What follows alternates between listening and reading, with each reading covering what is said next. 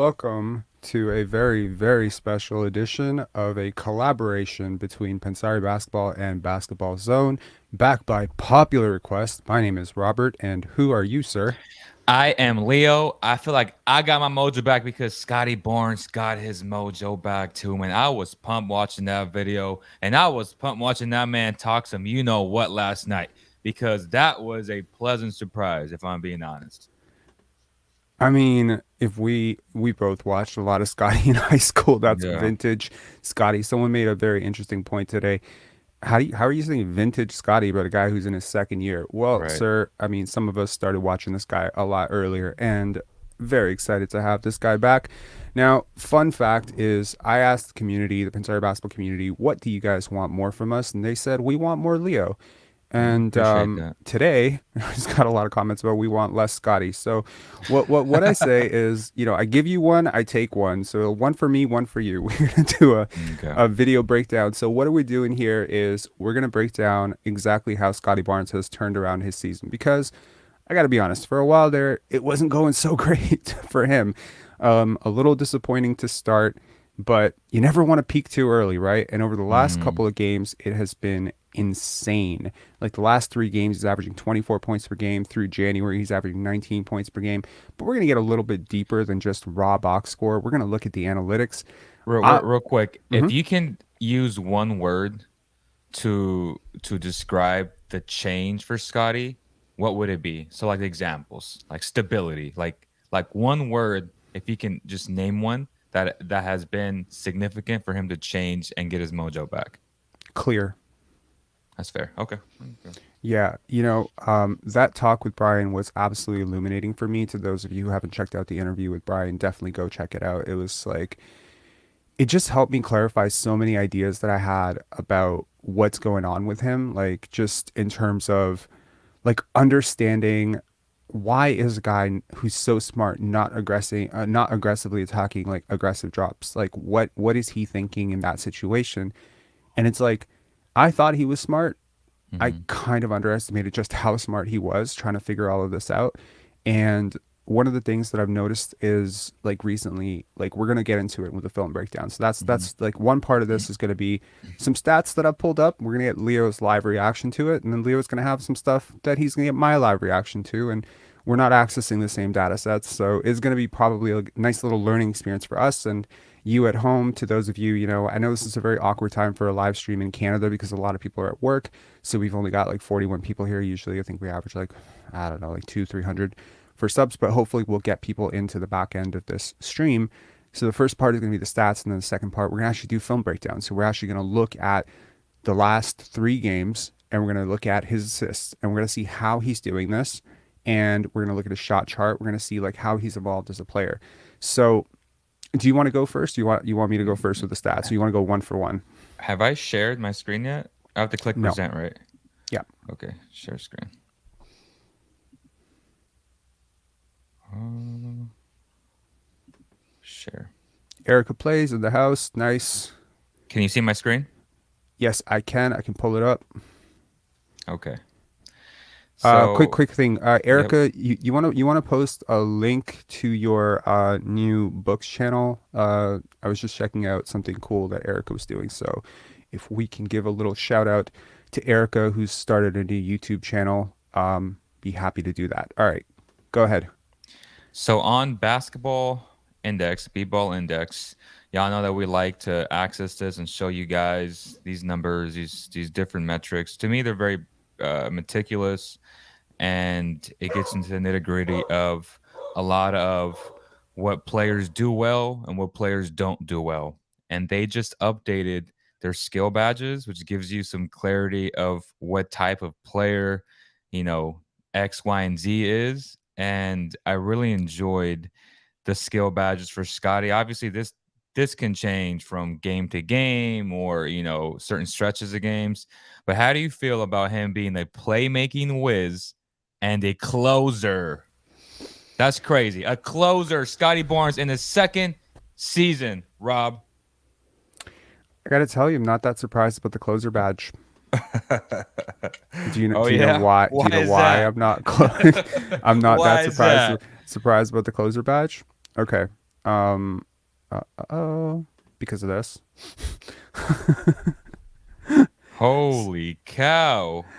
Okay, Let's cuss shooters. so the best clutch shooters in the NBA by effective field goal percentage, minimum 25 field goal attempts, and you're gonna see a lot of all stars there. I see one all star. I Mm-hmm. see I mean, Spencer Dinwiddie is not an all-star, but he is a very, very good offensive player and probably, in my opinion, the second option on the Dallas Mavericks.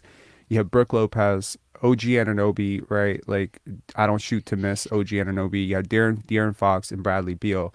None of those guys are 21 or 22 or 23. Like, they're all like, they've had their years. But to see Scottie Barnes present here, I mean, honestly, you shouldn't be that surprised given the number of dominant fourth quarters he's had this year. He had Brooklyn, Milwaukee. He obviously had last night. Like he's had 4 or 5 of these crazy fourth quarters where he's just put the team on his back. But I think that, to those people who say like, oh, well, why can't he score in the first quarter? I promise you scoring in the fourth quarter is much harder. That's why so few players can actually do it efficiently. So I think that that's a really impressive thing for him. Yeah. What else you got for me? Or you want me to share a stat with you? Well, it also highlights their key talent metric grades, and Hmm. we can see that he's a B in finishing. He's an A in playmaking. Again, that's incredibly impressive for, some haters like to say he's not a point guard.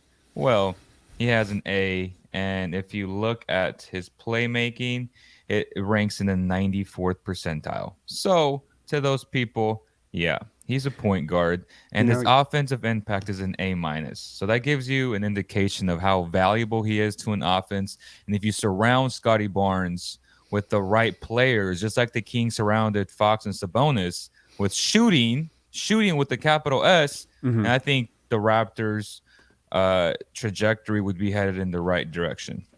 It's such an interesting thing because people, yesterday there was a comment that particularly irked me in the live chat, and it was, "Hey, how can you say Scottie Barnes is a better playmaker than Pascal Siakam because Siakam averages more assists?" And to that I say, We'll it's the see. same reason that I could say Michael Jordan's a better playmaker than um, Ricky Rubio. Yeah, Playmaking is not just about assists; it it's is not. playmaking, And then to right? be fair, Siakam has been good, but if Yeah. we're being honest, the offense is catered to him this year. So he is the featured guy, the guy Yep. with the highest usage rate, meaning that he has the ball in his hands and an offense that, let's be honest, isn't very good. There's no flow to it. And Yeah. it's very 24-hour fitness, like my turn, Totally. your turn, ISO pound the ball and then make a move. So I feel like if you actually watch them, Hmm. that is, and again, I'm not taking anything away from Pascal. I think He's been it, really good. he's a good playmaker. But these analytics are feeding to how much of an opportunity he's had the entire Creation, year. load, volume of attempts, Right. absolutely. Also, like, I mean, we're gonna get into it with the neuroscience episode at some point, but like the expanded brain of someone who's 28 and someone who's 21, you can't really compare it. It's just the compounding effect. All right, I'm just gonna go to my first slide, man. I was just joking before we started that Leo and Yeah. I are basically doing a like a book report, on Scotty Barnes here. Okay, so check out the splits. I mean, this is a game old at this point, but look at the trend line. So there's two things that you need to like really pay attention here. Look at his free throw attempts through January. Now, granted, this is a game old. Now he's bumped all of those averages pretty much up across the board. He's no longer averaging 18 points. It's now 19 points. The free throw attempts, obviously, after last night getting to the line 13 times, it's closer to 8 than 6 right now. So, I mean, like, this is just such a far cry from where he was earlier in the season, where he was a little bit more finessing. October through October, 6 games. I mean, 52% from three, right? But he was getting to the line 2 times, and now he's getting to the line 8 times, and he's shooting like 20% from three. You know what I mean? So like, it's like a completely different player, who's leaning more into those talents that he already has. But I do think that it will be important at some point. Probably will never shoot 52% from three on a sustained basis. But if he can get back up to like 35 to 36%, it would help the entire offense so much. The fact that he's been able to do this without the scoring gravity, you know? And I mean, like, he has scoring gravity in places where he's operating, and we'll see that in the film breakdown. But for him to be able to do this without being anywhere near the scorer right now that Siakam is, right? I mean, he's got like, I mean, Barnes' scoring package is so novice, right? There's like one or two dribbles, Right. one or two counters. There's like over the left hook, right hook. Yes, he's got some, you know, some decent post dexterity, and It'll like he can come go. with time.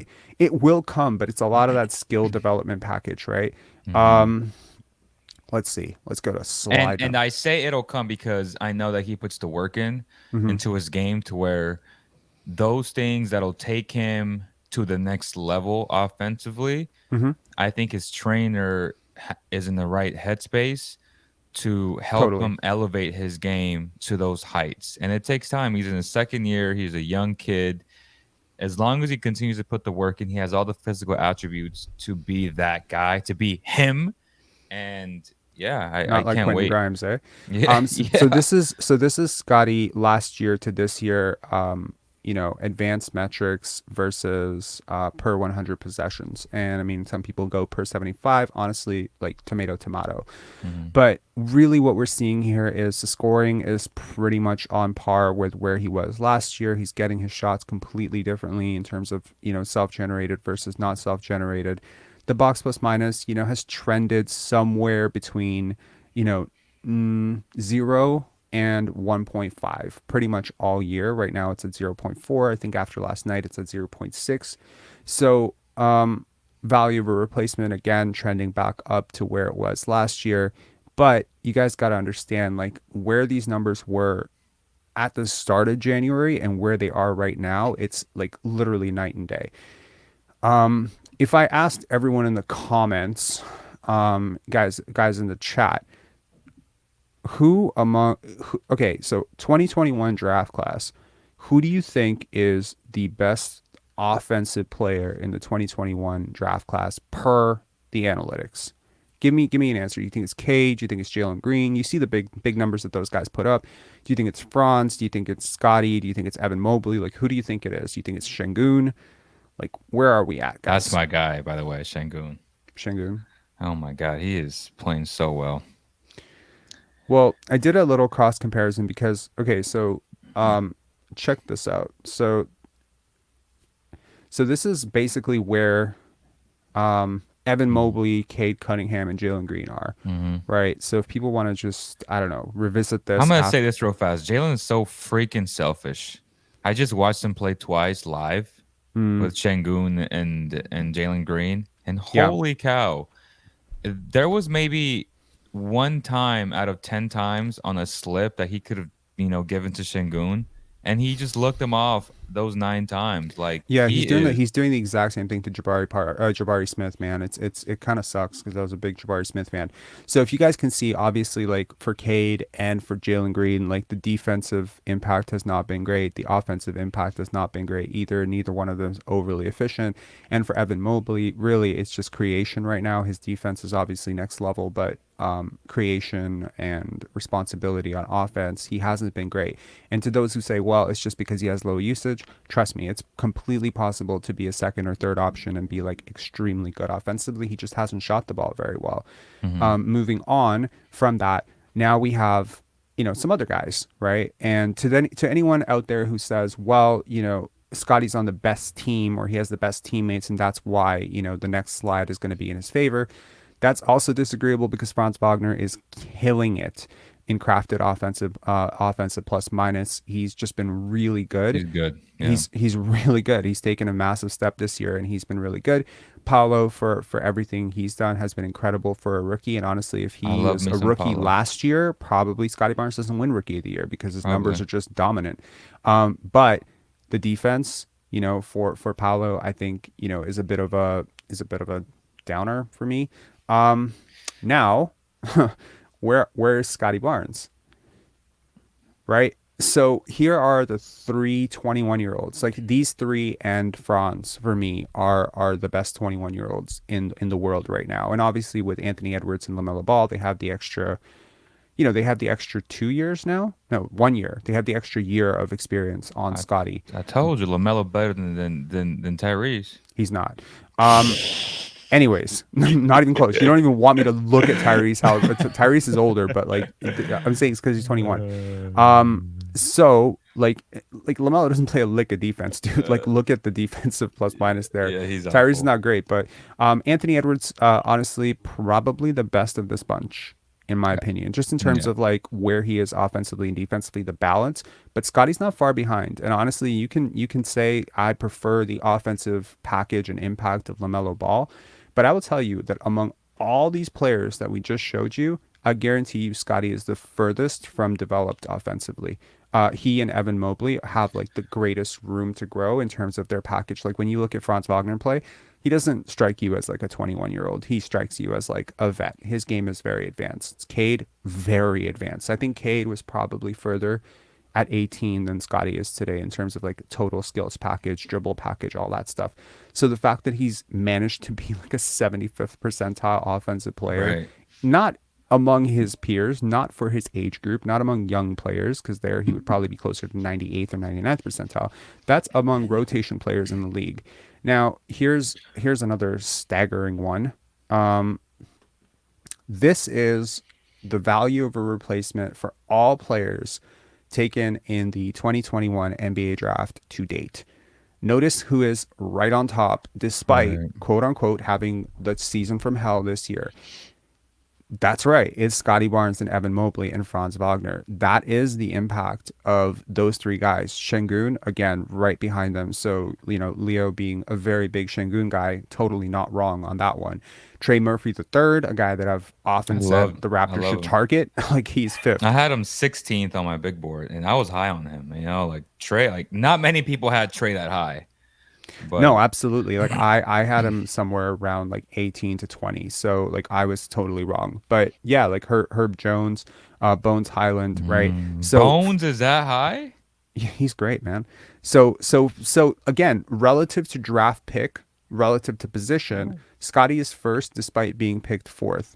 Cade is 16th despite being picked first, right? And Jalen Green, where is Jalen Green? Do we even see Jalen Green on this Quentin list? Grimes, Scotty's son is ninth. That's pretty impressive still for being the Yeah, 25th pick. Knicks fans are really high on him for a really good reason. Usman Garuba, doing pretty well. I was really high on him I as was high on well. him too. Yeah, Um, yeah, Jalen Johnson. I saw him he play would be for a great Atlanta. fit for the Raptors in that type of Yeah, defense. Like Garuba is like catered to the 6'8" and above with defensive versatility. Like Garuba was arguably the best defensive prospect in that draft behind Evan Mobley. Evan. Yeah, I mean, I take Herb Jones over him personally, but yeah, like I think I I think get as a I prospect though, I mean, I that's think fair. That's fair. yeah, And in fairness, guys, like Herb Jones is 24 or 25 right. now. So like he's an older player.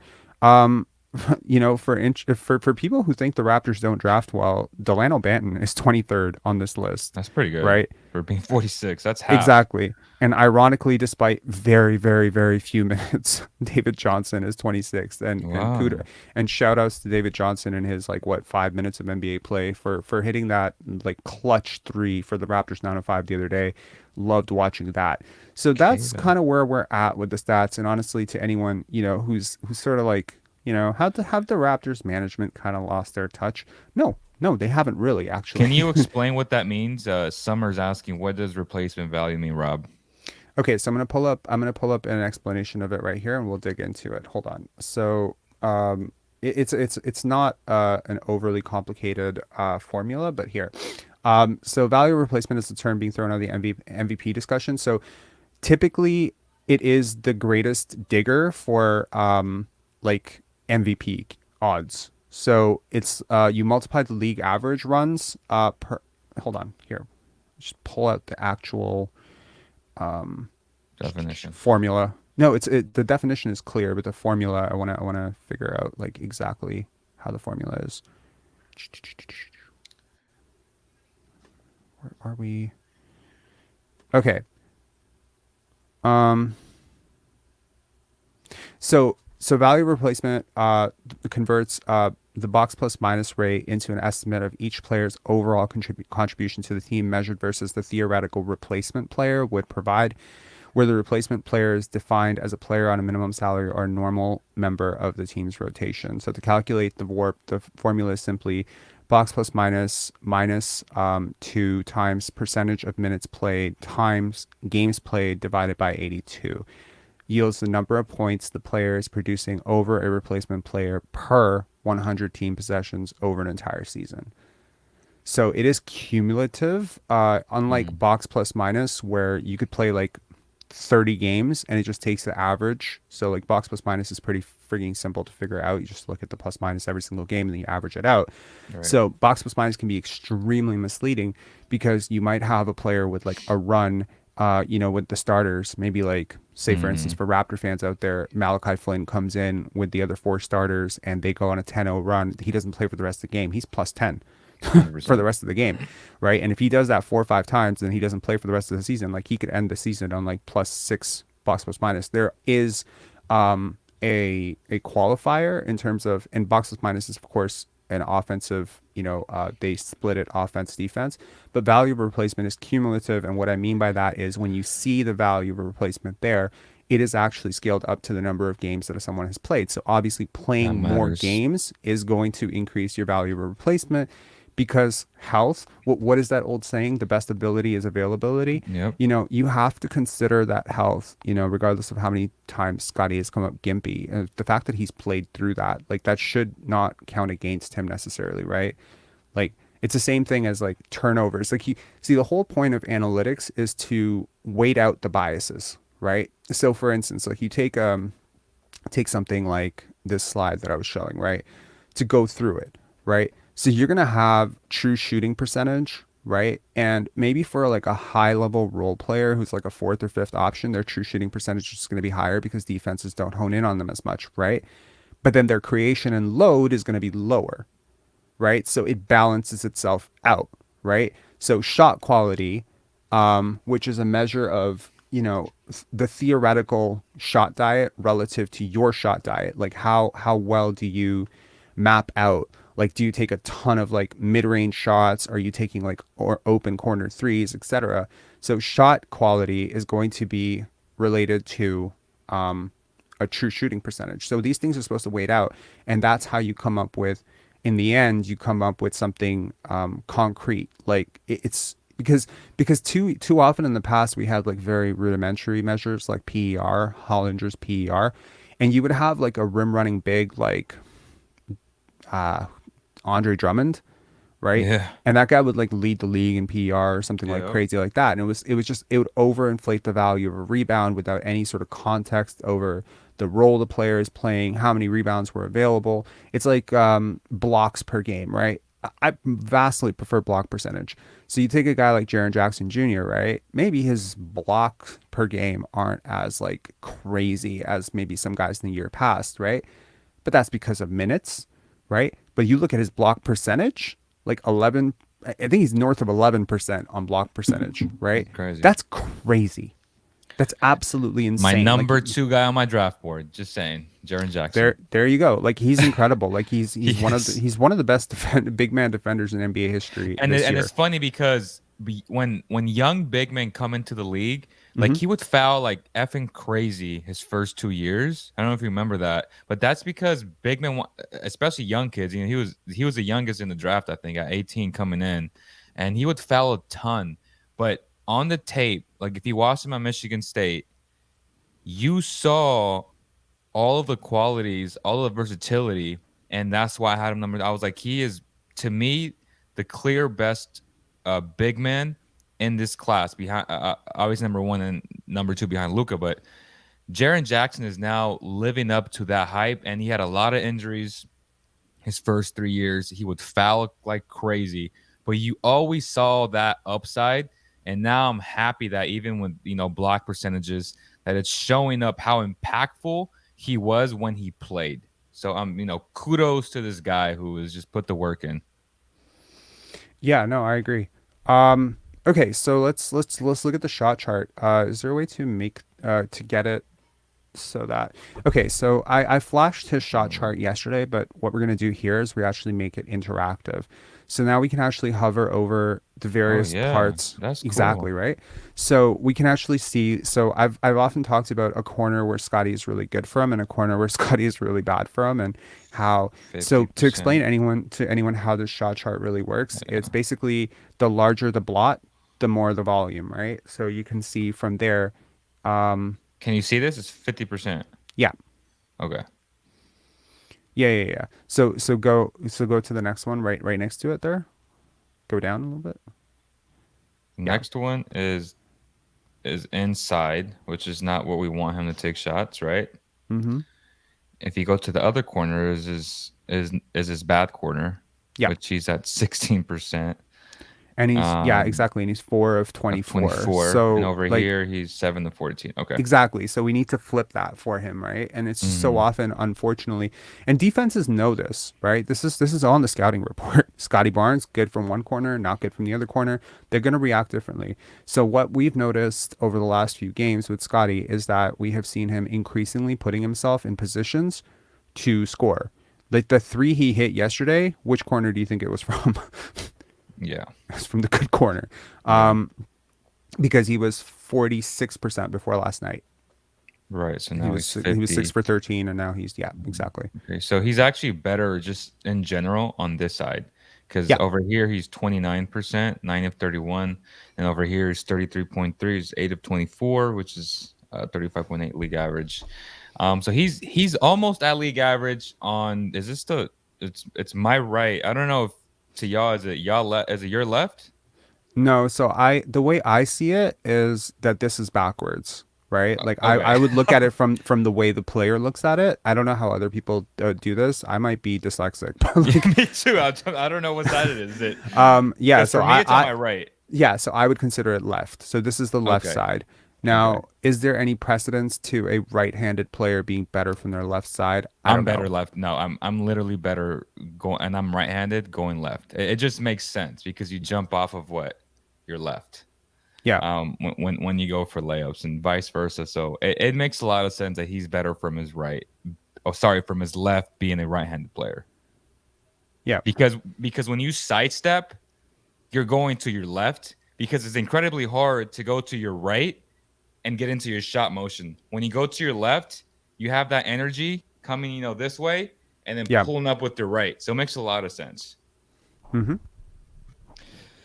Obviously, uh, inside the key, so the free throw line extended, he's at 45%, which is above league average. You like seeing that. And for me, for him to take that next level, that's one of the aspects of his game this summer where he works with his trainer. And I would love for him to, everyone says don't shoot the mid range shot, but we all know that the top elite players, every single one of them are Mm-hmm. elite in the mid range. So, and I don't think he's against it. So I would like to see him improve his game and just be taking more shots in here because he has the height. I saw him work out quite a bit this off season, and I remember a lot of like swishes from that left side, Hmm. like 10 in a row, 15 in a row. Um, yeah. And then he's 46% from, uh, inside the free throw line, so not necessarily the paint yet. But again, it's above league average, just above it at 23 out of 50. And then inside the paint, he's below league average, but for his position and all of his versatility, I would say he's pretty solid at 56%. Mm-hmm. So yeah, that's and then there's his middle shot. Okay, so his middle shot needs some work. He's at 28%, 7 of 25. So what's interesting here is also like the quality and the type of shots he's taking from the top versus the top. And it's not going to show here, but Mm, one of the things that I've noticed is a lot of his corner shots, his corner threes right now, and this is where I talk about um, the the advancement of a player, right? Like for instance, like OG, maybe not OG, someone like Cade, right? I wouldn't be surprised if Cade is creating shots in the corner, right? He's not just catch and shoot. There's like some self-generated like corner shots where he kind of floats into the corner, steps back, and takes a three. I wouldn't be surprised by that. But with Scotty, like most of his corner shots are all catch and shoot. Mm-hmm. But a lot of the like top of the key places, they're not catch and shoot. They're self-generated, late in the clock. He's playing with the ball a little bit, little step back, little hezzy. And to be completely honest, those are the shots he's really struggling with. But the catch and shoot stuff has been solid for him. Like there, I believe even in his like at his absolute peak, I think the catch and shoot stuff was at 52 to 53%. It went down to about 45, 42%. Like we're talking consistently well above league average. So too, if you're a fan of the Raptors and you're like, Rob, Mm-hmm. why were you losing your shit with the media when they were saying like he hasn't worked on his game?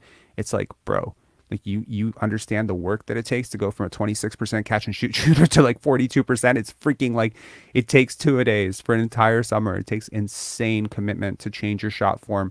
And I think like eventually it's gonna show. But I think his shot quality, like the quality of threes he gets, is probably like the worst on the Raptors. Like he takes them out of rhythm sometimes. He doesn't quite know his spots yet. And that's where you say like Brian's right. His game's just not mature because when you're a mature player, you know your spots. When you're figuring out how to shoot threes pretty much for the first time in your career at a half decent like volume, you don't know your spots. You're basically like going by like, okay, what did I work on this off season? Right. That's how I got to tuck the elbow. You're thinking too much. It's not normal yet.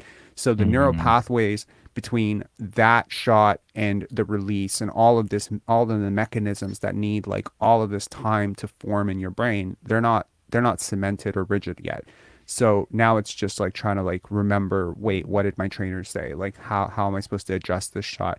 And then when you miss a couple, then it starts to mess with your head a little bit. So um Yes, yeah. MSJ said brought up a great point. For sure, a right-handed player is better from the left side of the court. Mid-range jump shots likely the most glaring, giving footwork and not pulling the ball across the body 100%. So again, when you're right-handed, sidestep into your right, you have to actually have really good footwork. And Scotty's not there. He's conscious of that. So is his trainer. So those are things that they're going to work on in the next 3 to 5 years. Like that's part of his maturation as a player. Yeah, but I like the fact like even if I'm not like a huge fan of some of the threes that he's taken this year, I like the fact that he's willing to try them. Just like there's some Yeah. transition passes that he'll make, like those football touchdown passes that go through or don't go through. And it's like you're happy that he's trying these things because they have to become a part of his game at some point and he has to fail at them at some point. It may not always look pretty. Sometimes it results in a 4 or 5 turnover game, or maybe it results in a game where he goes 0 for 4.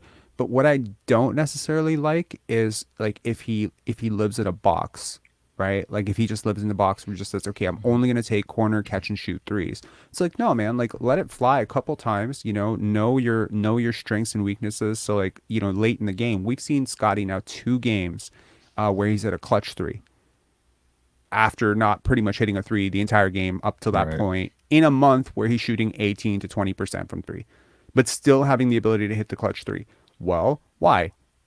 Because the clutch three was from the freaking corner that he knows he can hit those shots from, but he needs to be able to hit shots from more than just one corner. Otherwise, he's going to become Bruce Bowen, and you don't want that, right? Right. And he needs to have the green light from his coaching staff to always shoot those shots. Like you got a young fella, you gotta keep shooting the ball. You are the future, you are the present. That's the mindset and direction that they should, be voicing to him all the time. In my Absolutely. opinion. No, no, absolutely. Do we want to get to the film breakdown? Yeah, let's do it. Let's do it. All right. So here we're gonna take a look at the Charlotte Hornets game, assist only, and then let me. Sorry, can you see it now? Yeah. Okay, I'm like, it's cool. It gives me the opportunity to share tabs now. Okay, so is it big enough or I No, we can't need to get a tell? little bit bigger. Okay, let's see.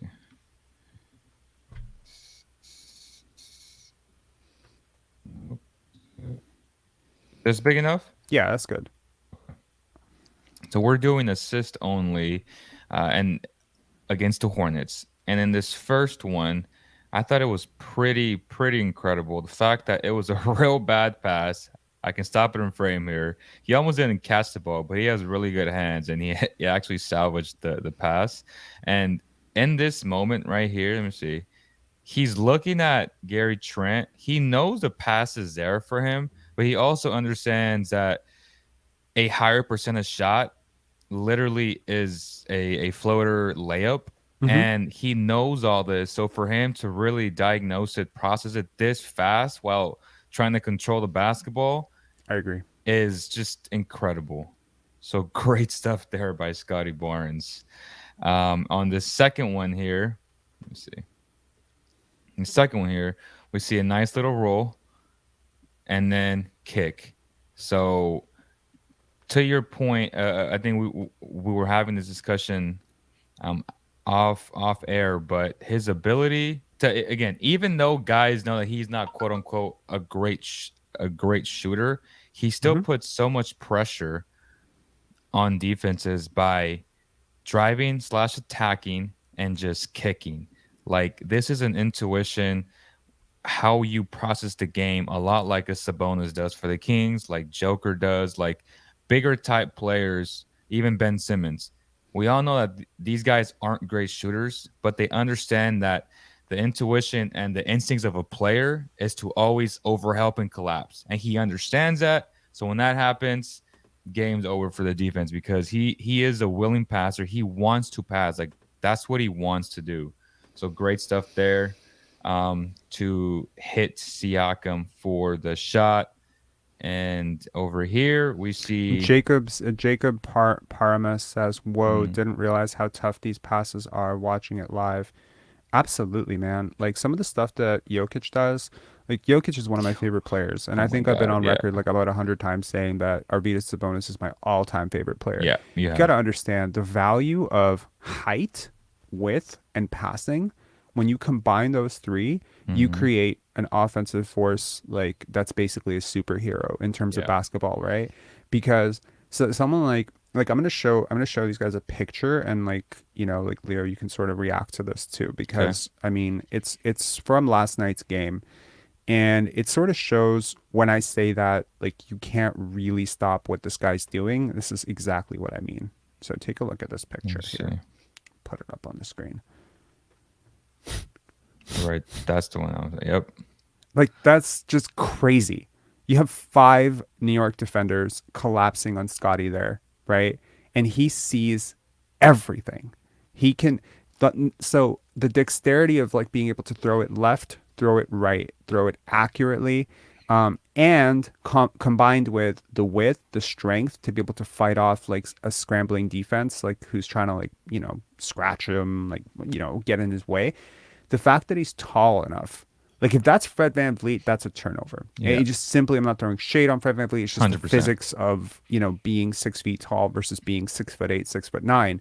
But the ability to have to be able to throw this overhanded, underhanded bounce pass, he has such a complex range of passes that he can throw out of this situation. Yep. Literally right now, I guarantee you that behind the back to Fred VanVleet is an option over Randall to OG or Gary is an option, and I guarantee you like a sort of like fling pass to like a little Siakam. bit of a fake and then a fling pass to Siakam at the top is an option. So by collapsing on him, you haven't actually taken away any of his freaking options, which sort of reduces the value of collapsing on a guy like this. You'll often see defenses very reluctant to help on Jokic, right? Because they know the second they send a second or third defender, he's going to Over. shred them. So, but you will notice that defenses often send a second or third defender to Kawhi in the post because despite all the evolution that he's had as a player, he's still somewhat limited as a passer. Same thing with Giannis. So when you combine, right? So like Jokic might be great, but what would Jokic look like with a little bit more athleticism, a little bit more mobility, a little bit more burst, a little bit more, defensive upside, a little bit more wingspan? Like Jokic is pretty big, but like when you start to consider putting Jokic's skill set in, I don't know, Kawhi Leonard's type body, right? With a little bit more like it's insane the type of player you end up with. It's like creating a player in a lab, right? Because again, as I said, like in the picture, you haven't taken anything away from him. Just like sending a second or third defender to Jokic, like you'll notice Jokic often puts the ball up like this, and he just sort of Yeah. surveys from the center of the floor. You can't really bother him. You're not going to strip him. He's obviously very good with the ball, and every single angle is available to him because his catch radius is so high, and also like his he throws the ball down. I don't know if people realize that when they watch Jokic tape. He throws the ball down. Scottie does that all the time too. Like he'll bullet pass it down into your shooting pocket. That's just such a crazy thing. And the quality of these passes is consistently leading to cleaner and better looks for his teammates. So I'm not surprised that in games where like in the Charlotte game where Scottie has been a bigger part of the playmaking for the Raptors, that the 3-point percentage has gone up closer to 40%, 35%, as opposed to where it was last night, which is 29%, Right. right? Where Fred Right. VanVleet was doing a lot more of the playmaking. MSJ makes a good point. If Jokic was athletic, he would never have learned how to play as he does. 100%. I actually agree with that. I Pe- disagree. I, But I yeah, don't because I've seen people like, oh, what if Isaiah Thomas wasn't 5'11" and he was 6'6"? He'd be one of the greatest scorers ever. And I'm like, no, he's that good because he plays with the chip on his shoulder because he yeah. was always short. So say he was 6'4", 6'5", maybe he doesn't play as hard. Maybe he doesn't, you know what I mean? Like, I think it's easy to say it in like Mm. retrospect. Oh, if this guy was 6'6", like, but he's not. And the reason why he's good is because he is the way he is, and he had to learn how to, you know, just learn how to play differently to avoid some of the weaknesses that he does have athletically. So I mean, I get that's it. my take. I get it. Like for sure, I get it. But like, okay, so I don't know if I've ever shared this. My sister knows Nikola Jokic like pretty well. Okay. Knew him like in Serbia, knew him as a kid. She's a lot older than him, but like, Yeah. and it's crazy what that pudgy little guy became. Um, it's so insane, but he was wild. Like he's so abstract as a human being. He's so offbeat. Like he's not a conformist in any way. His coaches didn't know what to do with him. He would always throw these like wild ass passes, even when he Yeah. was much younger, right? Like he was 15, 16 years old, and he was trying things when he was 14, 15 years old that no one had really even thought to even attempt. And he was making a ton of mistakes, and it didn't always look pretty. And so when you look at the numbers, it didn't look great. And this actually, Nikola Jokic is one of the biggest reasons where I cement the idea that high turnovers in young players is actually a very good sign, depending on the type of turnovers. If they're Right. experimental turnovers, passing turnovers, I really like that. You know, if they're like dribbling the ball off your foot type of turnovers, maybe I It's don't like different. that so much. Jokic has always had like a wild brain for experimentation. I think, to me, it's like I've always wondered what would have happened to the NBA if Arvydas Sabonis had come over sooner from the USSR and all that bullshit had not happened with Right. Lithuania and Russia and everything. And to be honest, like Arvydas Sabonis was way, way, way, way, way, way, way more athletic, like way more athletic than Nikola Jokic, right?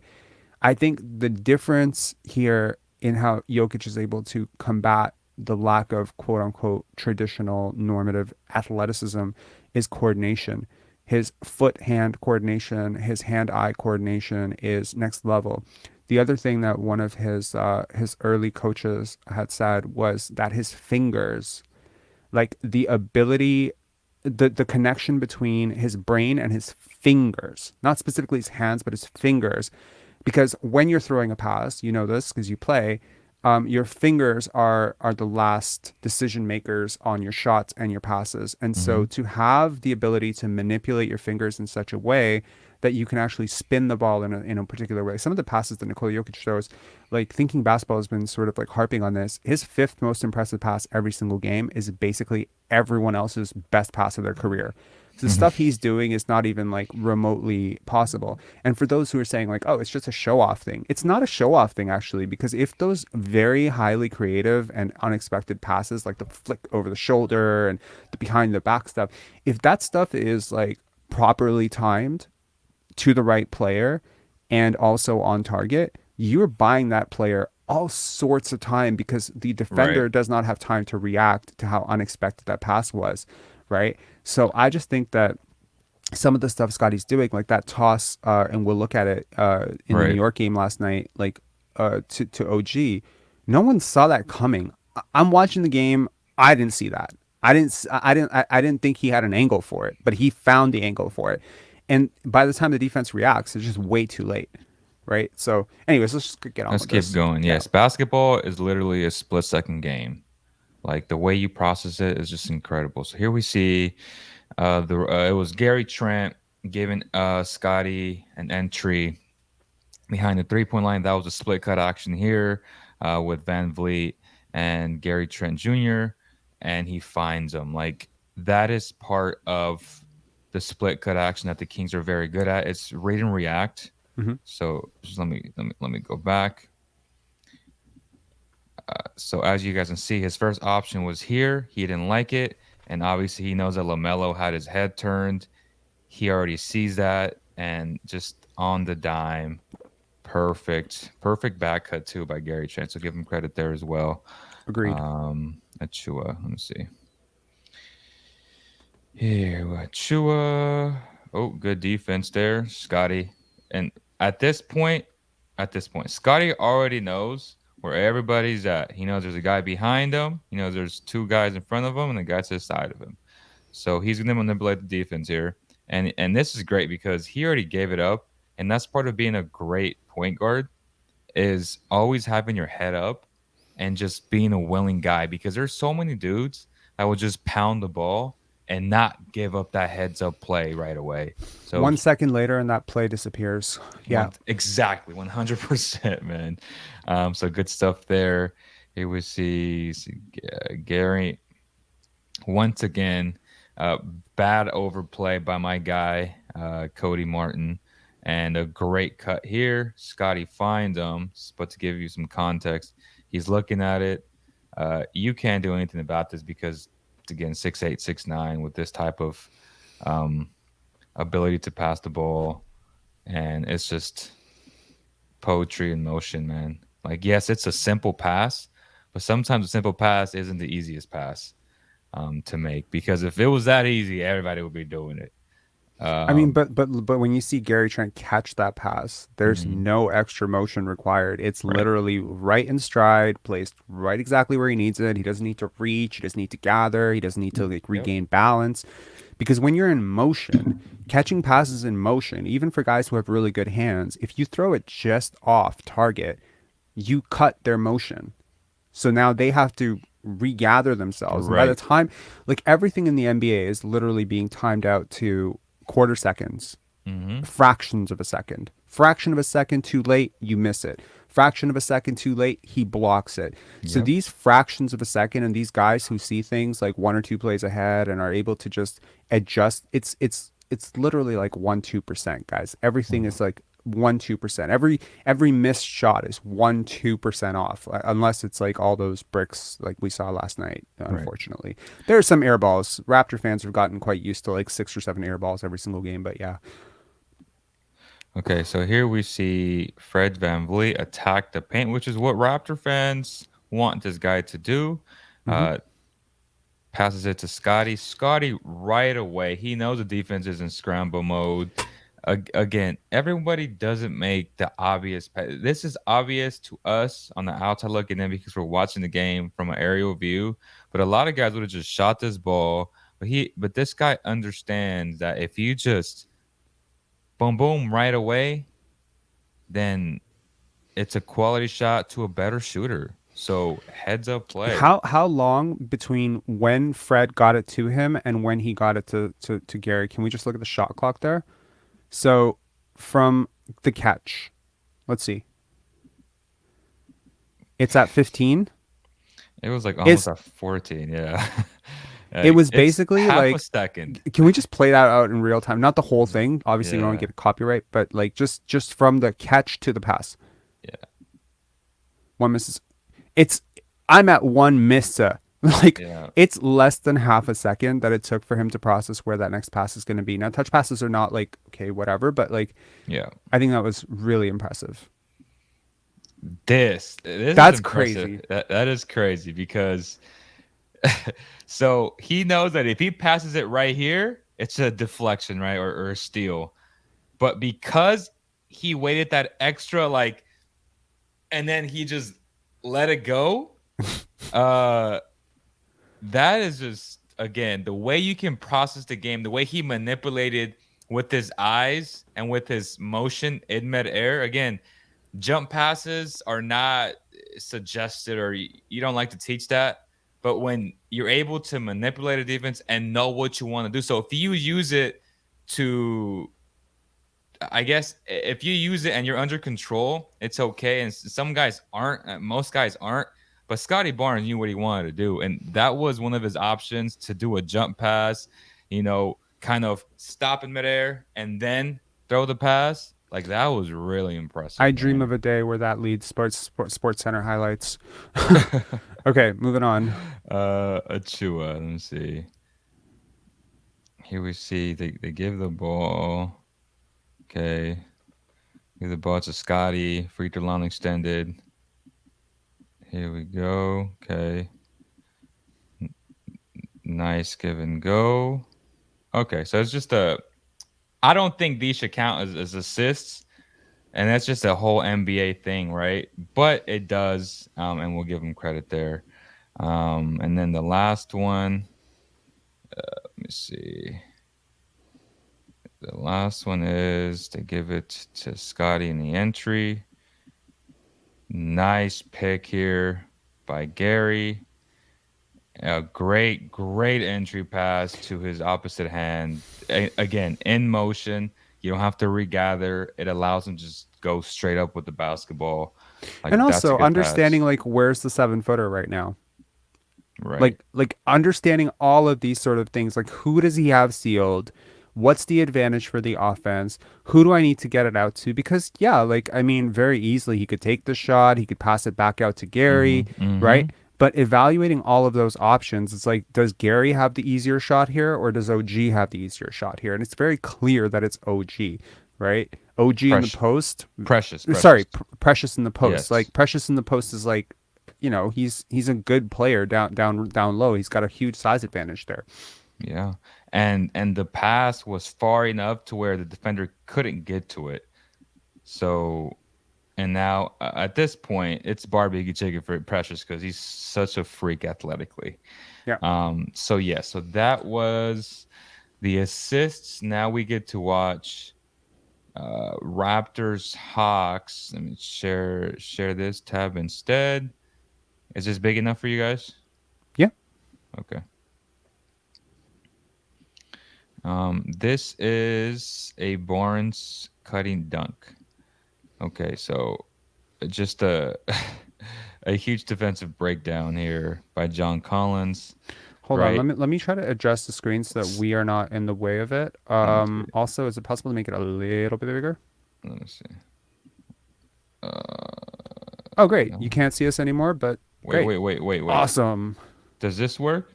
I mean, that's probably going to be best for everybody else. Yeah, sure. Okay.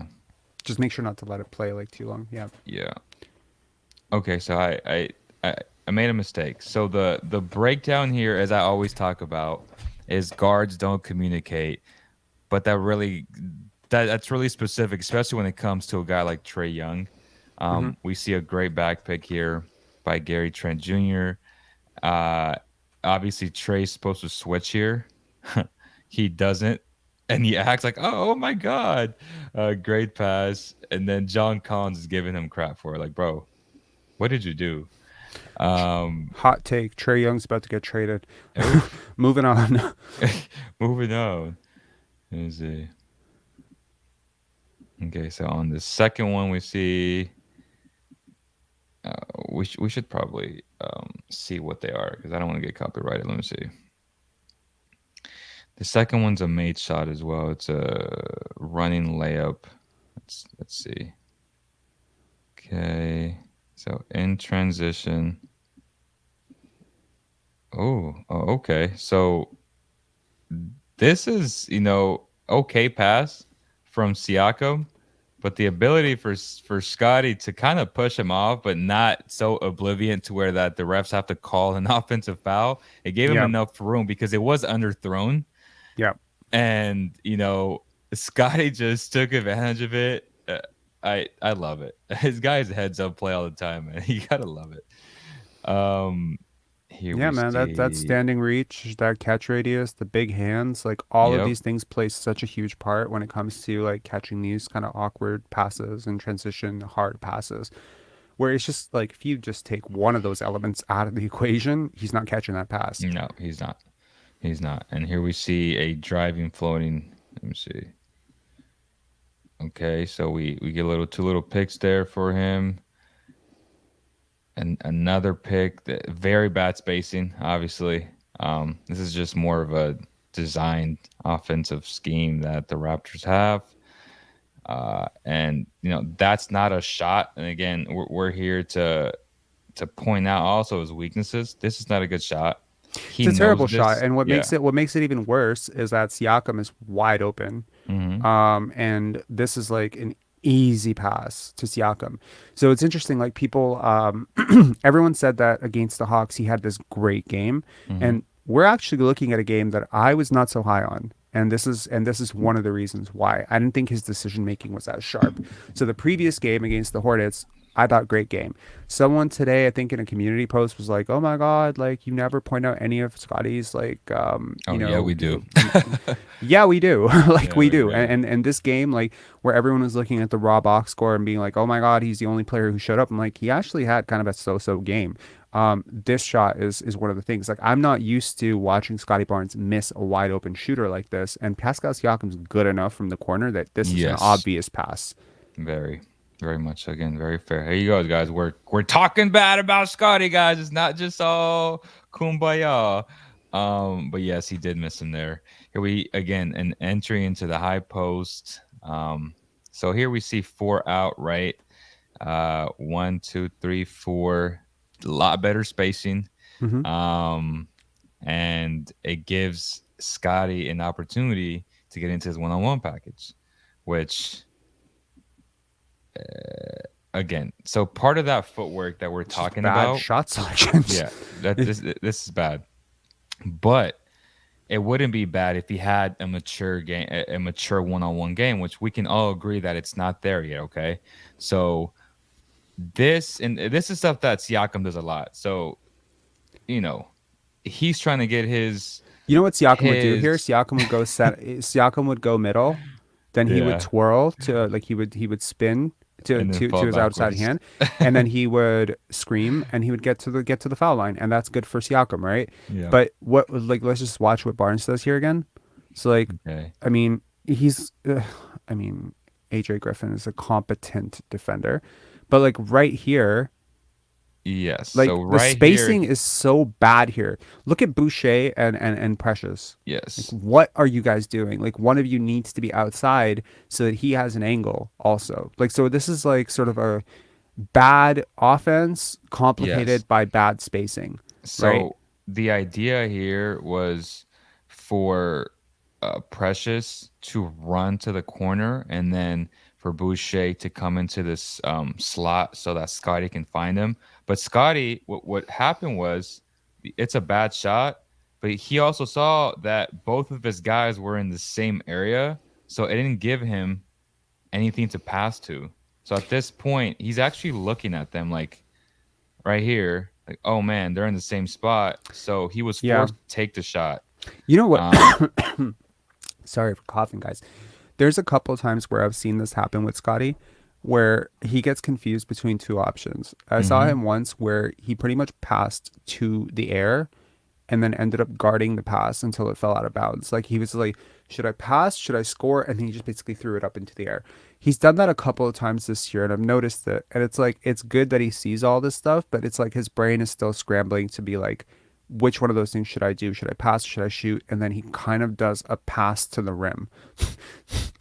That's Mhm. basically what this is, right? This is not a shot that has a chance in hell of going in. It's just terrible offense, but it's again, it's compounded. And to those people who say, "Well, look at Scotty's metrics with Fred on the court. How could you possibly want Fred traded? Like he's so much better with him on the court." I agree. Of course, he's better with him on the court. Fred's a very smart player. Fred is a spacer, and defenses actually respect him enough that he provides a ton of spacing. So if you put Scotty and Fred in two-man action, right?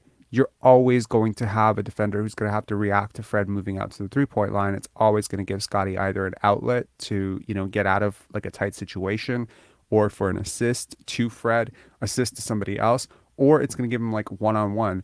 And it's like sometimes it's also good to put them in 2 man action, because then, you get a switch and then Scottie can bully ball Fred's man, right? It's Right. just they're ironically they're such a good pairing. In theory, they're such a good pairing, right? Right. It's just unfortunate that all the other stuff doesn't work for them, like in terms of how they want to play, how they see themselves, et cetera, et cetera. But if they could buy in, like they're probably like, They're a yeah, good match. they're a really good match. Yeah. Um, I felt like Precious could have ran a little bit harder, and obviously his hands up saying throw it up here, but also right here, if he was running just a little bit harder, Scotty would have just found him in stride for a easy bounce pass for a guy like Scotty. It's not an easy bounce pass for everybody else. So that option wasn't I there made anymore. one pass like that in high school, and I was literally Yeah. talking about it for like a year. Okay, so yeah, I was like, Yeah. bam, dart. Um, It's so really hard to do that, and to pass in motion.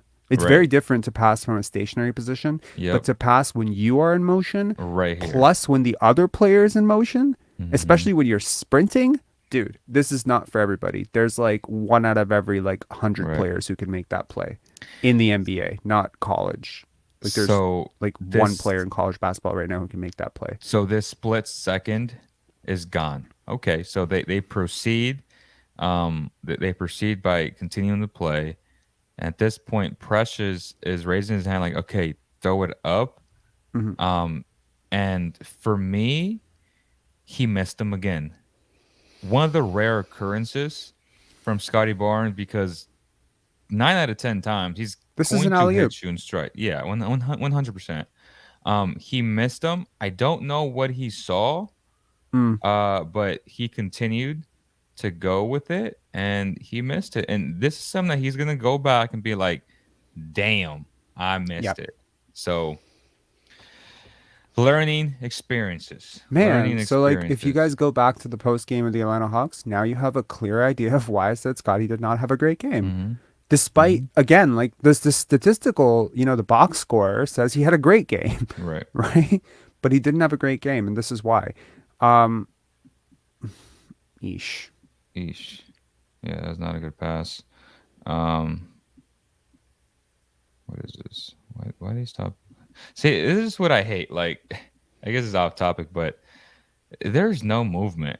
Like, why the fudge is uh Van Vliet this outside of the like go set OG a nice flare screen down screen, right?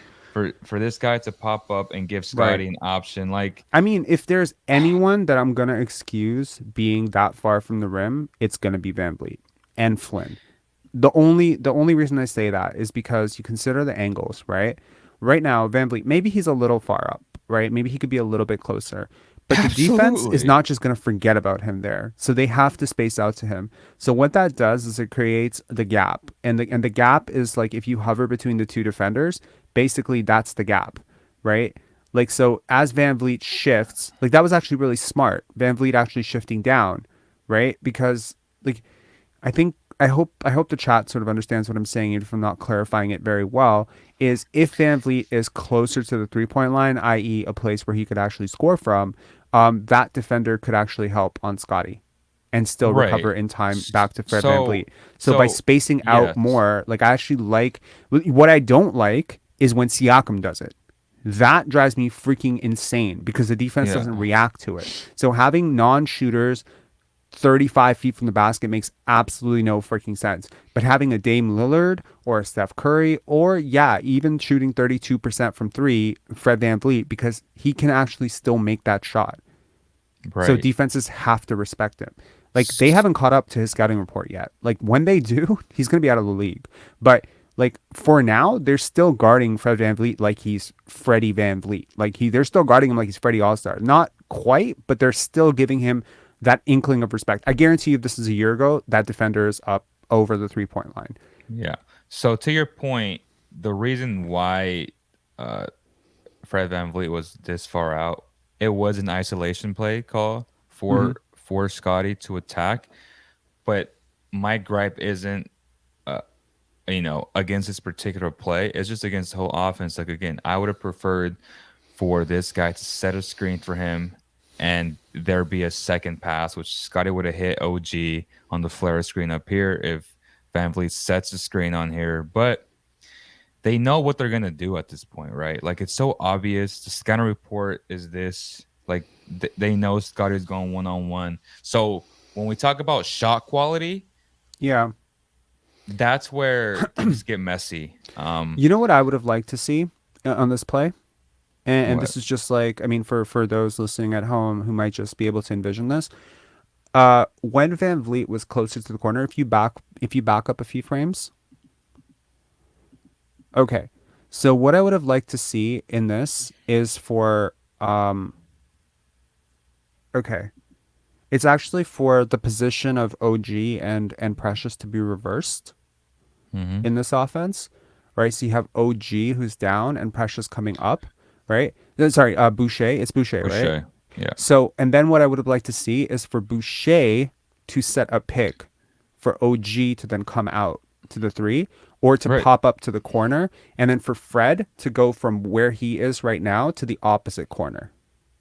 Yeah. So you want a down screen from Boucher to OG, who would be in the dunker spot, to pop up to the three Exactly. point line. Yeah. Exactly. And Because this is what that's that's going to you're do is right. it's going to create a pocket of space and scramble where possibly the defender is either going to lose Fred or they're going to lose OG or they're going to lose Boucher under the basket.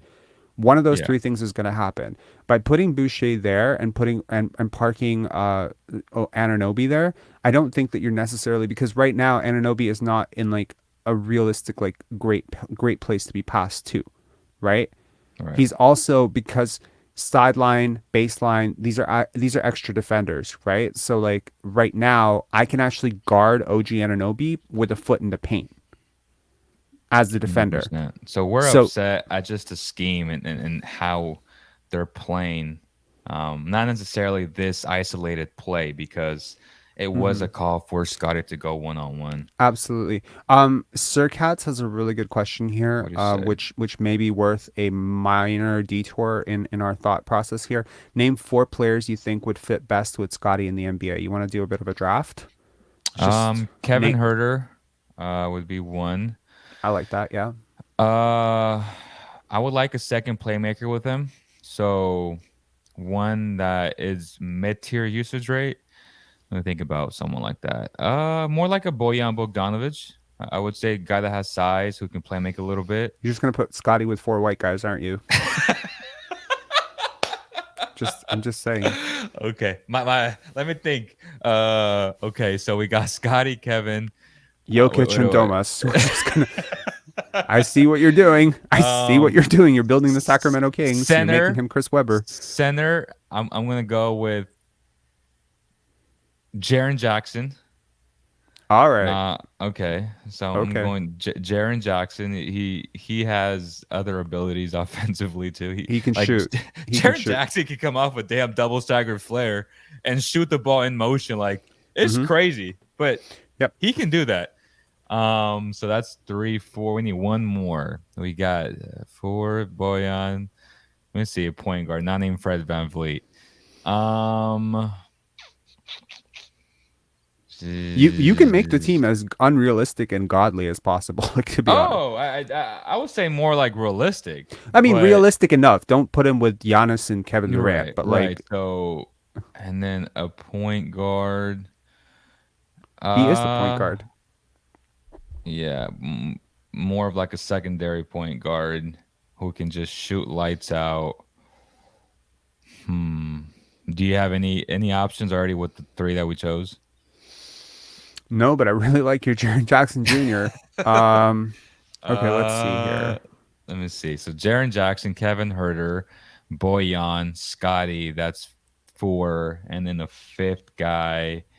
I guess we can go like a dominant wing, like Paul. Nah, I would say Paul George.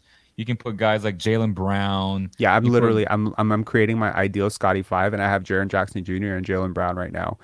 so let's go Jalen. In some way, the Raptors landed a high pick. They traded for Jalen Brown. Now Mhm. he's on the Raptors. It'd be hard to get Jaren though out of Memphis. Mm. Boyan is guy that you can get. Kevin's a guy that can Who's the get. best movement shooter in the NBA? Who would you think? Ooh. Bane? Clay? I'm gonna put Clay. No, not Clay, not Clay.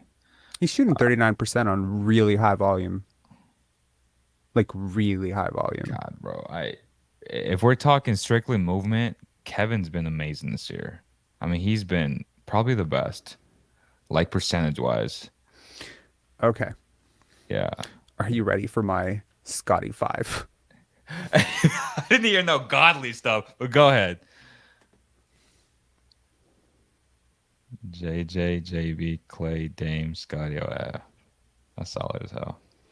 Yeah. That's solid. So Scotty would be the power forwards. He would be the point forward in that Yeah. lineup. He wouldn't be strictly point guard. He could obviously move to It'd point. be a lot like Kyrie Irving and Ben Simmons, how like they play off each other, Yeah, right? but Like you know what you have in this lineup? You have smart yeah, players, you have yeah, slashing, you have extreme shooting in Clay and Dame. You would win a championship so fast with that starting five, like it's not even yeah, freaking funny. And you have Jaren Jackson Jr. to basically clean up all the shit that Clay tops that Clay. I mean, Clay's a weaker defender now. Um, yeah. I mean, okay, wait. I kind of worry about the defense of that lineup now. Shit.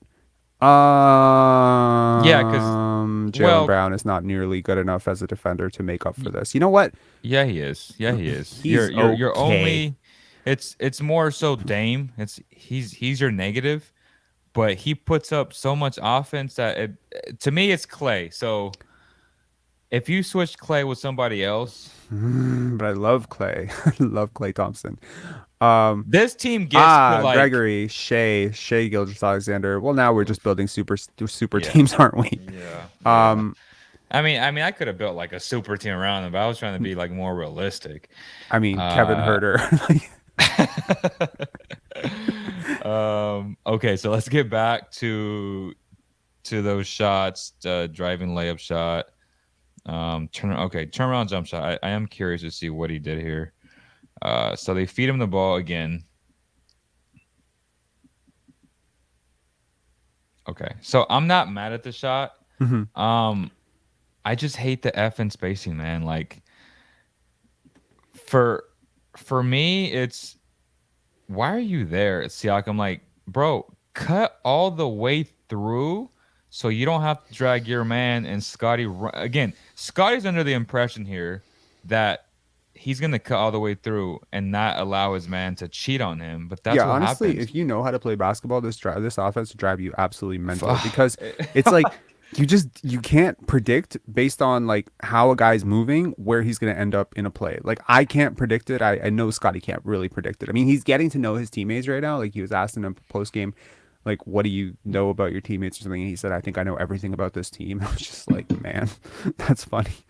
Um, yeah, I So wish that. legit, like, bro, why are you here? Like, Siakam, why are you here? This is just the Raptors in a nutshell, bro. I'm sorry, but it really pisses me off. Like, just take a screenshot of this. Like, bro, why are you here? Yeah, I and I mean, yeah, ironically, if you look at the inverse, right? Like when people look at someone's shot attempts, right? And they say, oh, this guy went 3 for 9, or this guy went 3 for 12. He had a really shit game, right? You cannot look at those points in isolation. You just can't. Let's say you start a drive, and then with the way this team operates, Chris Boucher decides at the exact moment that you start a drive to dive into your driving lane and bring his man with him. Jesus. I swear to God, man, we used to be on the playground, and we do if you do that, the older guys would like want to punch you in the face and be like, Yeah. "Why did you just bring your defender in my way?" Yep. It happens all the time. But then when you miss that shot, the box score doesn't register that the other person made a mistake. It registers that you missed the shot. But it's like that wasn't the shot that I started out making, but I have to rely on this numbskull to just stay in the fucking And corner. that's why we don't listen, or we don't take into account or put so much emphasis on box scores on these platforms, y'all.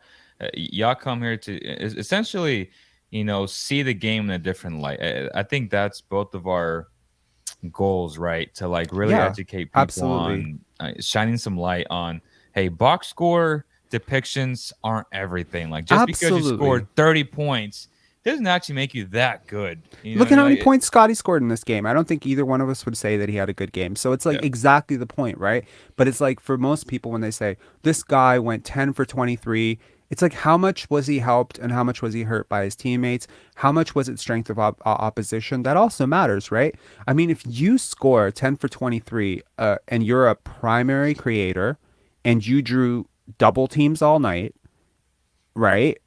And Context and your matters. primary matchup was the other team's best perimeter defender, well then I have a lot of respect for you for shooting 10 for 23, Yeah. right? That's very different if your shots were in rhythm, if your shots were, not early in the clock. Like I think MSJ, thank you so much, man. I really really appreciate it, man. Thank you. Thank you, MJ. So like so I look at something like that and I'm like, okay, like this to me is context. Similarly, like if you put up that exact performance and you were like guarded by the weakest defender, you Yep. took all of your shots off balance, you disrupted rhythm, you didn't help your teammates score, like now I don't really have a great deal of admiration for the game you played, and I don't care if you shot 10 for 14, right? So it's very difficult to look at a box score. I think again, like I'm going to harp on it, player props, betting, fantasy sports. This stuff is what is creating a lot of the delusion around basketball because Mhm. this is the only thing you watch for. You're gonna be like, oh, this guy's Right. great. This guy's great because he gets me 2 steals every night. And it's like, bro, Gary Trent Jr. is the worst defender on the Raptors starting five Mhm. by freaking far. Don't even debate me on it. Like I will. I don't want to get heated, but I'll get murk you. Like, and I'm People and, look I, at and I'm a and I'm a results. Trent fan now. Like, Yeah. I've turned I'm around on not. him. I'm not. He's But not, like, but I am. I've turned around on him a lot. But to debate whether he is people look at results, bro. They don't look at the process of things, and that pisses absolutely. me off. But then the crazy thing is some oh man, I don't want to get rude, but like someone would just be like, but he's top 10 in steals. And it's like, how many steals does he gamble for every single game? Are you considering the Yeah. backside and the flip side of how many times one of his steal attempts goes awry? He ends up at half court. His man ends up in front of the rim. Pascal Siakam ends up picking up a foul. How many times have we seen Pascal Siakam foul out of a game this year? Well, part of that is, he just really lazy and dumb defense at times Yeah. from him. But part of it is also he's a backline defender and he's playing with two guards who routinely give up blowbys without any sort of attempt to get back into the play. Like this stuff has to matter. Sorry, I just got really pissed off there for a second. I don't know who I'm not even sure who I'm pissed off at right now. It's just there's We're a sort pissed of off like, at this offense. I think Siakam got us going. you know what, this is like, Uh, Here we go again. Great cut. Oh God, great cut. And this will make me a little bit happier. Okay, so here we go. You go with Siakam. Um, wait, who who's guarding? Can we take a second to answer a community question here? Okay, So B Ewanson, I apologize if I'm not pronouncing that correctly. Dumb question. How does a player know when to cut and when he's bringing the D with him and in the way? By the way, first of all, not a dumb question at not a all. dumb I question at all. really hope It's a that great question. that's a great question, Yeah, it and is. I hope that you don't have to not to take like a complete detour. Like we've already taken a detour to answer a question, but taking a complete detour. What we call this in psychology is called kneecapping. Um, I hope that you don't have to do that to yourself, because by introducing a question as a dumb question, like, when it's clearly not a dumb question at all, Yeah, even if it is a bad question, just ask it. I hope that you can just yeah. ask that. I know that sometimes the stuff can be a little bit intimidating maybe, but you don't have to kneecap it. Like Yeah. I found myself doing that a lot when I was younger. Like I would be like, I know this is probably stupid. It's like a self-rejection built into the question. Like I know Yeah. that you would never go out with me, but would you Hmm. sometimes maybe like don't do that. Like I hope that you don't have to do that. Yeah. Anyway, to answer the actual question, to not go philosophical here, how does a player Basketball know awareness. yeah. To me, basketball awareness, fundamentals. Like when you look at a player, can you realistically say X player has solid fundamentals, has solid basketball awareness? Hmm. Um, I would say he's gotten a lot better throughout the years, Hmm. but I still think he does things to where I'm like, Who are we talking bro, about here? Siakam, Yeah, where like I'm like, to the what? specific question Right. she was asking, like how does a player know when to cut and when to bring the so I would say it has to do with vision and understanding. So for instance, we always say that And great scheme. And scheme.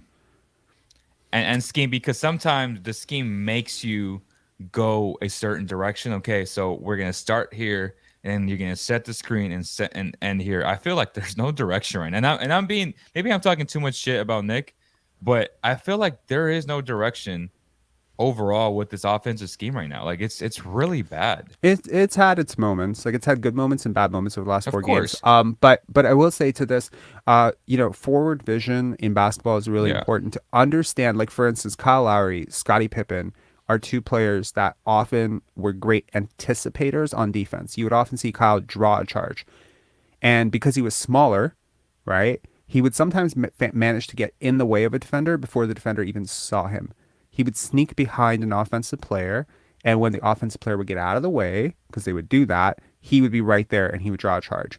Kyle Lowry had great forward vision, both offensively and defensively. We call this feel, we call this basketball IQ. You can Yeah. call it whatever you want. You can pick it up partly, I think it's from studying tape, understanding how particular ebbs and flows of a game, when a player cuts, what speed are they cutting at, when are they most likely to arrive at the paint, how to time. I think Leo and I, when we talked last, we were talking about how Siakam was rushing a lot, right? Like he would rush his offense. He would rush, like a pick would come up, he would go too soon. That I think it comes down to feel, rhythm, understanding tape and stuff. You can build up a little bit of it by studying tape and understanding your teammates, but also part of it is just, I hate to say, intuitive. Like you do have to understand. So diving to the basket to crash for the offensive glass, knowing where your defender is, making the calculation of how quickly you're going to make that cut. Are Right. you going to stop for a second? Are you going to give the defender a pause for a second? Are you going to give them a gentle excuse me nudge to them? You'll see so many times it's got to be under the basket, and he'll actually set an additional pick for the guy driving from the opposite side just to give his teammate an advantage. That's understanding. But he doesn't set it too soon. He sets it at the last second. So because he knows that that defender is going to have to clear him out of the way in 1 second, and by the time that 1 second has expired, Precious Achua is already at the rim. So these types of things are like it does come down to like just playing the game a lot and understanding it. Like when you play, like Leo, when you play with like older dudes, they Yeah. have such an intuitive knowledge of this, don't they? I they love it. they've mapped it out like over years. YMCA basketball. Yeah, I Okay. love it, but obviously the speed isn't the same, but Hmm. you appreciate it more because they know how to move, they know how to play on the weak side. And when you play with the younger cats, everybody wants to be Siakam and Fred VanVleet and just shoot a ton of shots and just wait outside. Oh, it's your turn. Go to work. That's literally what. Oh, go to work. It's like, bro, like, no, set me a effing screen instead of a screen on the weak side. That's Yeah. literally what I've been telling people. Yeah. Um, so let's almost end this stream with this last play here again on a good note. Great cut, great intuitive again, going to feel IQ, Hmm. great intuitive cut by Scotty because he sees one thing. This guy is cheating. He already lost containment of Scottie Barnes. Scottie Barnes knows that Trey Young is not going to step into his lane because he's Trey Young. And Hmm. when this happens, yeah, the rest is just history, right? It's like a yes, I'm here. I've arrived, even though they're down 14. But Yeah. uh, Do we great want to just cut quickly there. look at Scotty's fourth quarter possessions very quickly from last game from New York? Let me Do you have just those pulled up? I don't, but let me do it. That was yesterday, Yeah. the 16th. Yeah, yeah, yeah. Let's see, the 16th. Okay, Toronto. Box score, box score. Here we go. And you said the shot attempts? Yeah. No, not shot attempts in the fourth. Shot makes in the fourth. Shot makes in the fourth. Because he had 15 points, I believe, 15 points or 17 points in the fourth quarter in overtime yesterday. So it was like Okay, really impressive. so let me see. Fourth quarter. Can you see this? I still see the Atlanta game. Oh, sorry. Sorry. Can you see this now? Yeah. Okay. So, It's like a time capsule of Scotty. We have, so this is, Afro Scotty, braided I Scotty. know. Very I'm like, nice. Brady Scotty's dope. Gives you those AI vibes. Uh, Boom. He traveled, by the way. Van Fred? Vliet traveled here. Yeah, he literally traveled. Holy cow. Anyways, uh, good intuition of passing it back to Scottie Barnes. Oh my God, great recovery. Yeah, I that really was forgot that was a about this. gaff. Yeah, I'm like, what do you? Okay, let's show the next one. Jump shot here. Uh, in this corner. So good for Fred. Fred was looking for all his options. He waited. He had the guy on his hip for a little bit.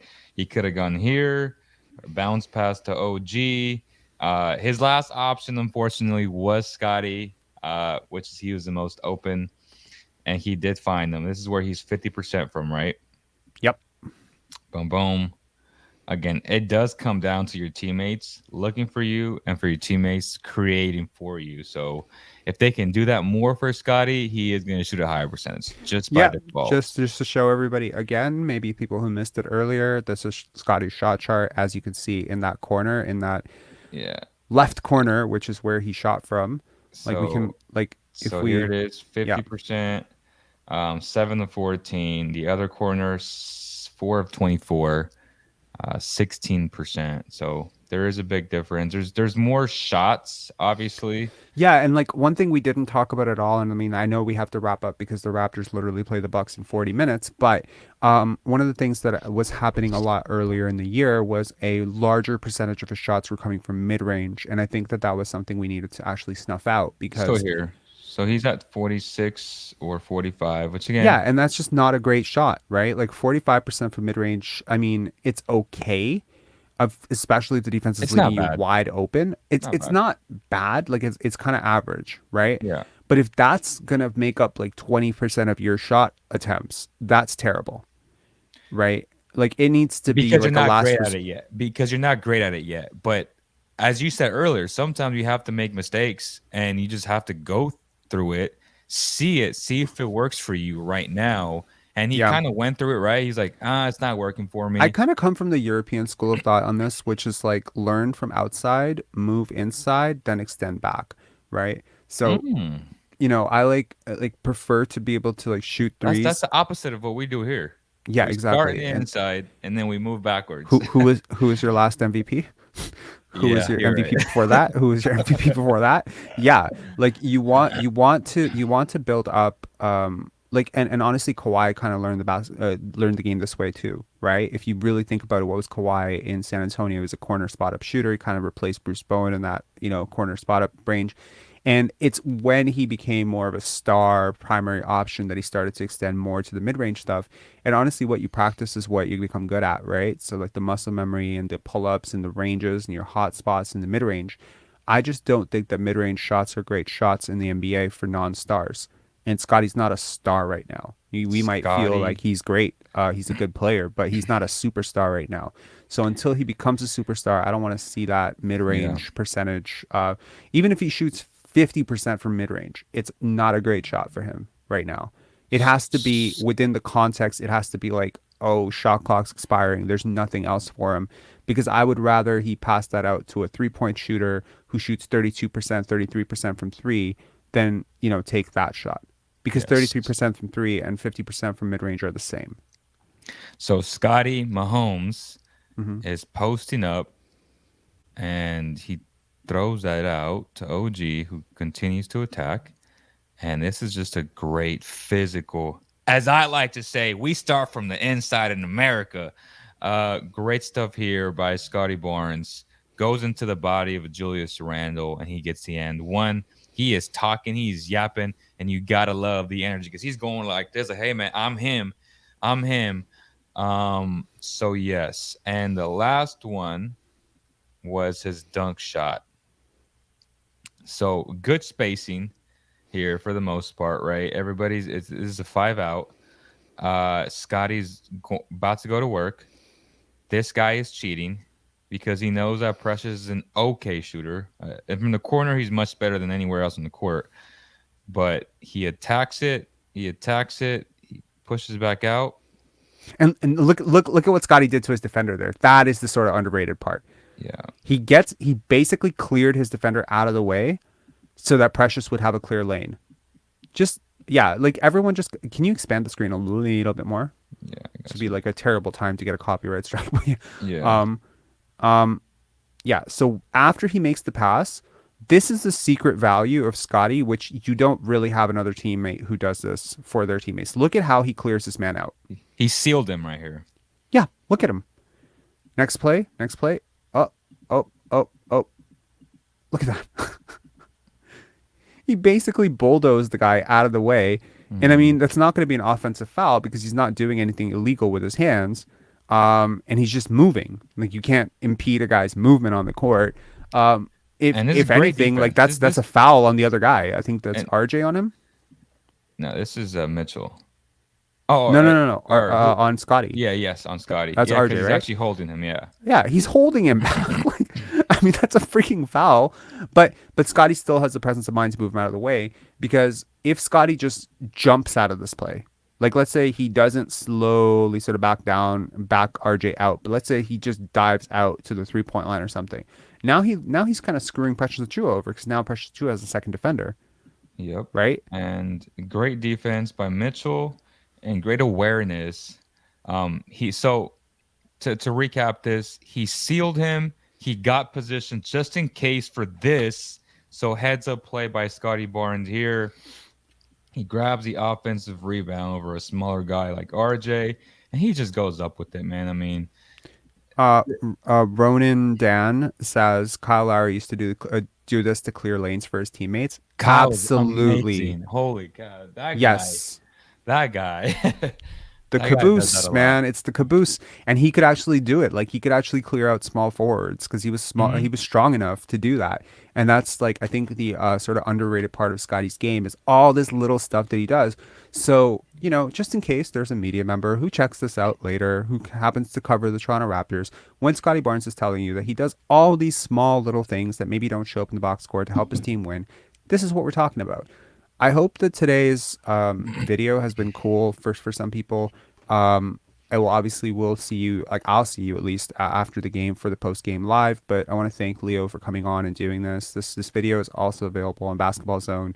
Hold on, let me just remove this. Any final takeaways? Any sort of final wrap up thoughts there?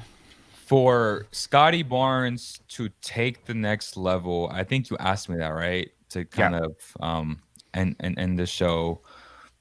Elite players are elite in the mid-range. And I know right now it's too soon, but when you look across the board around the NBA spectrum, every elite offensive player has the mid-range shot, even though it's contrary to the analytics saying you got to take threes, corner threes, etc. That's fine, but the KDs of the world, like those type of guys, I think Scottie can become that later in his career. That's going to have to happen for him to become in whatever percentile he is now. Offensively into like I think you said 88th percentile. Like if he ever wants to get to and reach these heights, that shot he has to work on it. I mean, if I pull up Jokic, if I look up Jokic's numbers right now, he's probably like a 99th percentile or 100th percentile offensive player.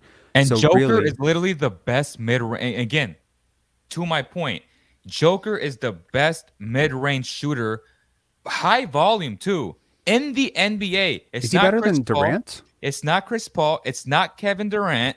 It's Nikola Jokic, which is a testament to his greatness. It's a testament to how much he continues to improve in every aspect of his game every single season. Nikola Jokic, man, leads the NBA in mid range. It's fascinating to me. I do want to say, like, to the point of mid range. Yesterday, I talked about zone defenses and how the high post is like the zone breaker, right? Like putting a guy in the high post, kind of like what you guys do with Domas or what Denver does with Jokic. Tall playmakers in the high post. Even a Kevin Durant, who's a more Yep. than competent passer, a Luka Yep. Doncic, right? Guys like this can absolutely shred defenses from the middle because I think a lot of teams are playing sort of a hybrid zone man defense, and you can just sort of pick them apart, right? Because from the middle of the floor, you're in all the advantageous places. You can go left, you can go right. There's nothing around you. You have to collapse. And I think to the point of like Scotty thriving in the high post, low post area, yeah, a mid range turnaround would make him absolutely lethal. I do think, however, that for the team to do well around him, especially when he's not the primary playmaker, because with the ball always has gravity. What I'm curious about is how he can provide gravity for his teammates without the ball. So he's found ways to do that recently by cutting, by getting into the dunker spot, by setting picks. These are all gravitational, advantages for his team. But what I would like to see is for him to be able to, step out to 25 feet and bring a defender with him as he's cutting. What I would like to see is more of him as a pick and roll ball handler. But then also be able to invert it and still, lean into some of his roll tendencies because he's damn impressive as a roller. He's one of the most impressive finishers as a roller in the NBA. I really should have brought that stat up as well, but there was a stat floating around from StatMuse a few days ago where it was just like this is legitimately like Karl Malone level, like I think it was like 68%, 69% on like as a roll man. Impressive. So, yeah, I think like for him to take the next step. Now, the final point is, I was listening to a Thinking Basketball podcast about, it was talking about Jokic a lot, and they were talking about one-dimensional scorers and sort of the soft tissue stuff, like all the little stuff that playmakers do for their team. And they were talking about Michael Jordan as commonly misunderstood as just a scorer, but actually he was just a great playmaker, Yep. right? Out of the high post, out of like the three-point line, off the drives. Like he was just so good at this stuff. And because he didn't really average assists like Magic, and because his scoring outputs were so impressive.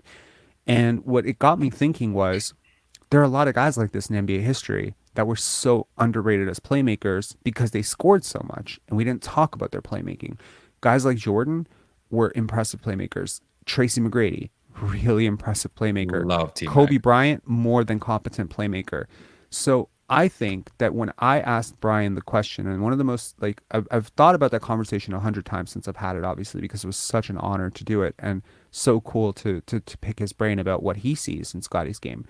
And one of the things that I got, like, as I review it back, I'm like, man, that really surprised me was when I said, well, how do you take a player who's pass first and can you turn them into a predator wing?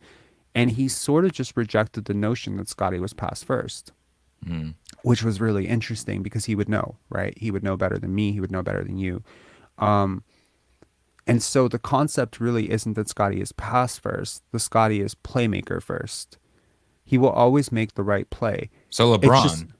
basically yes. So right now he knows that his passing is ahead of his scoring. So he's going to lean into passing. Yeah. But to those people who say, well, can this guy ever, average 22 points per game? Well, when he becomes the best scorer on his team, you can damn well bet he's going to start taking 24, 25 shots a game because that is exactly it doesn't mean that he's going to become selfish. It doesn't mean that he's going to start missing open cutters. Like that it's always going to be part of his game. He's just naturally unselfish. But being unselfish doesn't mean you can't take an aggressively high load on offense and take a Yep. big shot diet. Of course you can. I mean, Magic Johnson, at one point scored like 50 points. Like, I mean, Magic could score 40 whenever the hell he wanted, right? Larry Bird was very unselfish. He could also score 40 whenever the hell he wanted. Kobe, that's a different debate. But there are a lot of guys like Luca. I don't think Luca is selfish. I think Luca just plays like a high volume offensive role. Jokic Yep. also, like Jokic, you're surprised to see Jokic score 40, 50 points on any given night, right? So playmaking is different than passing and scoring. It's a combination of both, which is unlocking advantages for your team. And I think Scottie is really flashing some elite playmaking potential as a 21-year-old. So that's sort of my takeaway from this. Yeah. Love it, man.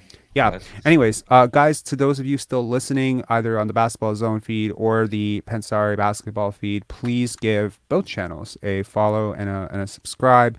Go check out Pensari. I mean, if you're watching this on Pensari Basketball, hopefully you're already subscribed, but definitely go check out Leo's channel, Basketball Zone. Tons of coverage on the Kings, lots of stuff inside that you wouldn't see anywhere else because Leo attends a bunch of games. And, if you're just curious about sort of the inside life of a guy who covers the NBA on a daily basis, definitely go check out Basketball Zone. A lot of cool stuff and a lot of Raptor content that he puts up there too. Someone's yeah. asking, where's Leo's channel? Do you have the ability to type, or do you want me to just put the link? Hold on, let me just put the link to the Go channel, ahead. and Yeah. we'll just end the stream on that. 1 second. But yeah, it was a pleasure talking to you guys today. It's been kind of tough for us to do collabs. I have a 5-month-old, and the scheduling has been a little bit off. We were supposed to do this yesterday. We have a ton of floods in California right now, outages all over the place. But yeah, we're definitely gonna try to collab more. Obviously, we're both huge Scottie Barnes fans, and yeah, I mean, we love good players that play the right way. I think that's really what it boils down You know to. what? So That's exactly it. There's sort of like I was talking with my girlfriend, like, should I do like more coverage of OG? Should I do more coverage? And it's like, to be honest, man, this is not a Raptors channel. Like, yeah, you've seen me do videos on Ben Simmons, you've seen me do videos on like busts. Like, I don't want this to be just a Raptors channel. This is Pensari 100%. basketball, I and for hate when me, people say that when they try to isolate. So you're a Kings or you're. I'm like, I I just love the NBA. Like I just love basketball exactly. And so, like, to me, it's like I'm always going to want to make content for about things that sure. fascinate me, right? So Yeah, if there's like a player who's blowing my mind, like statistically, analytically, yeah, of course I understand that the vast majority of people who watch Pensari basketball yeah, are Raptors for fans, and sure. so I will try to contextualize it. But like having conversations about neuroscience and the brain and development, like, this is something that fascinates me. So I want to make a video about it, and I hope that the community will give me the opportunity to just give it a chance and see if it's something that interests them. I want to hopefully very soon interview someone who's a Division 1 point guard in the NCAA and talk about how to develop point guard skills. Like, these types of videos, they're not Raptor related, but they're Raptor related enough. Like, I'll connect them for you in a Raptor way. But yeah, like, to me, like, Pensari basketball is just about learning more about basketball. It's not about like covering the Raptors. I'm Yep, not Doug Smith. I don't have any obligation to be like completely hundred impartial. percent. I make no illusion of the fact that Scottie's my favorite player, and that Uh, there's like 4 guys on this team that I don't like really like that much. Anyway, all right. Yeah, I put the link in the description. Definitely go give Leo a follow and enjoy the Raptors game against the Bucks. I will see you guys in the post game. And Peace. final plug. Definitely go check out that Brian Macon interview. Facts. If you haven't already, I would really appreciate it. Cheers, guys. Cheers. See ya.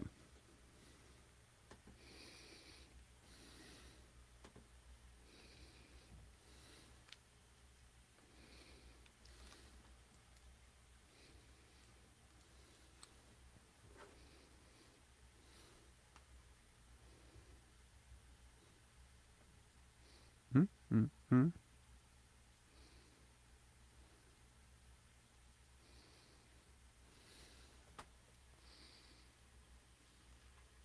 What?